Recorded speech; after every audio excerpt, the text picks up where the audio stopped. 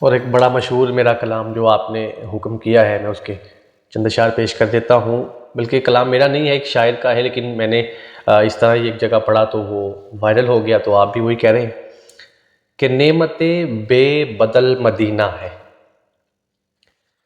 نعمت بے بدل مدینہ ہے، ہر اداسی کا حل مدینہ ہے، ہر اداسی کا حل مدینہ ہے۔ اور جو لوگ مدینہ پاک جاتے ہیں، اور آج کل ایک بڑے افسوس کے ساتھ کہنا چاہ رہا ہوں کہ وہاں پہ جا کر بھی لوگ سوشل لائف کو ہی ساتھ لے کے چلتے ہیں، آقا علیہ السلام کی بارگاہ کی حاضری، حرم اللہ کی حاضری جو ہے وہ ان کے پیش نظر شاید نہیں ہوتی۔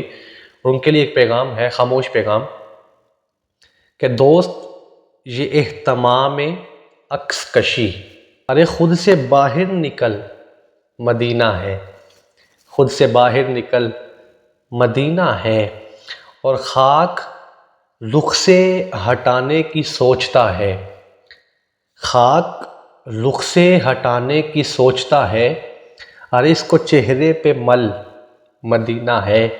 اور سارے اشعار چھوڑ کر میں آخری شعر پڑھ رہا ہوں کہ یثرب حال سے نہ ہو غمگین، یثرب حال سے نہ ہو غمگین، مظہری تیرا کل مدینہ ہے۔ اللہ کریم ہم سب کو مدینہ پاک کی باداب حاضری نصیب فرمائے۔